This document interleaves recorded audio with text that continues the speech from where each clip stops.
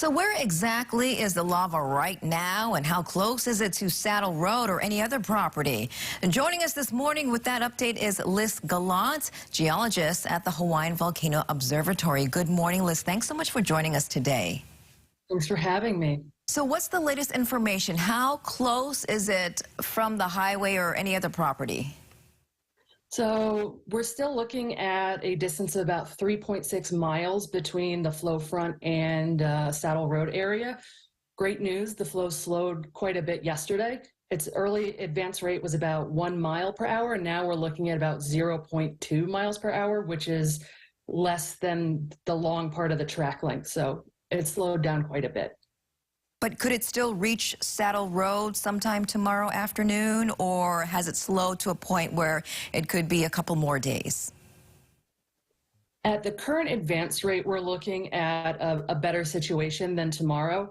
At the current advance rate, we're looking at maybe a week, and we're going to be out there collecting data today. And so we're going to update the public with our 9 a.m. updates that we're going to push through the website. And so any new information is going to be published on our website.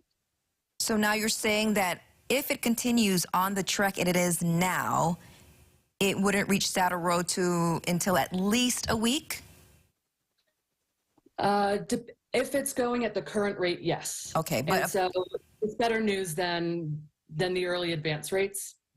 Yes, it is a lot better news, but it could, you never know about Mother Nature, right? It could speed up, it could slow down, it could just stop abruptly. You've been responding in the field to this eruption. What have you seen and noticed about this lava flow? So I was responding on Thursday, and we were mostly stationed up near the fissure system. And one of the best things about this eruption is how kind of standard it's been for Mauna Loa eruptions. The fissures that were moving down into the Northeast Rift Zone, they've localized on one point, and so that makes monitoring, rather there are two fissures that are active, they're kind of in the same area. That's made monitoring a little bit easier. And one of the things that we've noticed that we were expecting was that as the lava flow was moving down the steeper part, it was faster. And now that it's hit the flatter area in the saddle, that's why it's slowing down, and that's why we're seeing different rates of advance than we were earlier in the eruption. Anything that makes this lava flow unique or unusual?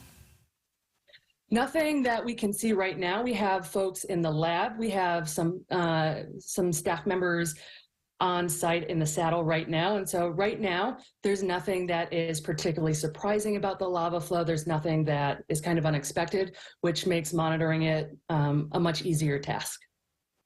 And any idea how long this could last? At this point, we're not sure. Other Mauna Loa eruptions have lasted a couple of weeks, maybe a month and a half. Other eruptions in this area are in that kind of time frame. We have to kind of deal with what the volcano gives us on the monitoring end before we can kind of make any assessments on that. And so at this point, we are unsure of when it will end. There's no indication that it will end at this time because we still have continuous signals suggesting that magma is still moving. And Liz, just in case people are just tuning us on, can you repeat what you said at the top of this interview in terms of where the lava is, how slow it's moving, and when it could now reach Saddle Road? Absolutely. So the lava flow is about 9 miles long now. It is 3.6 miles from Saddle Road. It's moving at a rate of about 0.02 miles per hour, so very slow. And at that current rate of advance, we're looking at maybe a week between now and when it could impact the saddle. But there are a lot of unknowns as it hits this flat area. And so that's just with the current rate of advance, things can certainly change. All right, Liz Gallant with the Hawaiian Volcano Observatory. We thank you so much for joining us with the important information. We appreciate you. Thanks so much for your time.